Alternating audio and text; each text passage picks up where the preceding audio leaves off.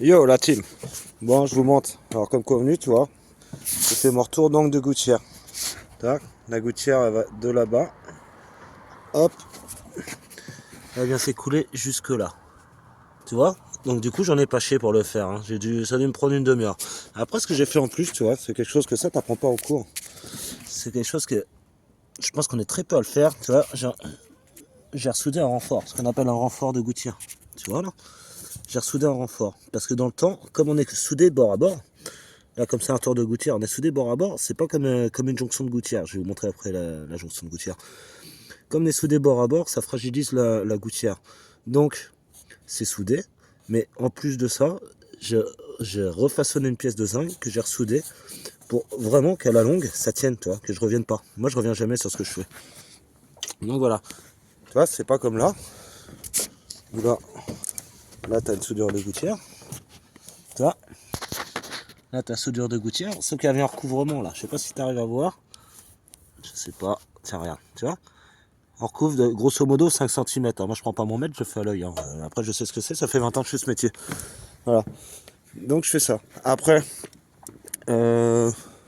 pour continuer, là, on est sur un arrêtier fermé. Ça, c'est ce que, à la base, en fin de SAP, enfin, si ça n'a pas changé, hein, fin de SAP, c'est ce que tu es censé savoir faire. Mais nombreux, je connais énormément de couvreurs qui seraient complètement perdus là-dessus. Tu sais pourquoi? Parce que maintenant, ils mettent des arrêtiers en barre de lit. Alors c'est une perte de savoir-faire, je trouve ça horrible. Et en plus, oui, effectivement, ça prend un peu plus de temps en arrêtier fermé, mais après, niveau raccord ou autre, ça prend pas énormément. Voilà, tu dois perdre une demi-journée, quoi. Donc, enfin, bref. Tu vois, les gens, maintenant, ils font ça. Les gens, tous les couvreurs à l'heure actuelle, voilà ce qu'ils font. Tu vois, ils mettent une latte, ils mettent un litho au milieu. Tu vois, ils mettent un litho. Et l'arrêtier fermé, c'est ce qu'on appelle un arrêtier en barre de lit. Tu vois, arrêtier en barre de lit qui vient en surépaisseur.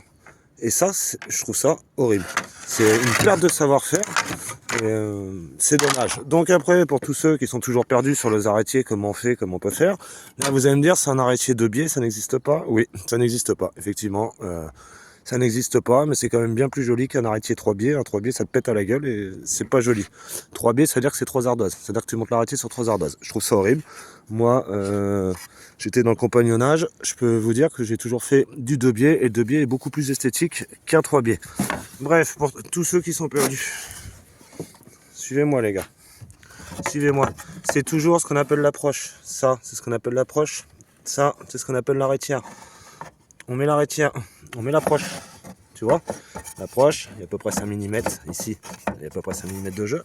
L'approche, et tu mets l'arrêtière, comme ceci. T'as l'autre qui vient, bon là je ne l'ai pas montré, je vais pas montrer vite fait, donc c'est à l'envers. Voilà. L'autre elle vient à peu près là. Tu me suis? L'autre elle vient à peu près là. Donc là ça veut dire quoi? Ça veut dire, parce que moi je pose toujours au crochet, ça veut dire que là, t'as un crochet. Là, t'as un crochet. Ok. Et le doubli, c'est pareil. Le doubli, pour tous ceux qui se prennent la tête, le doubli, c'est ça. Toujours pareil. L'approche qui guide l'arrêtière. Tu vois?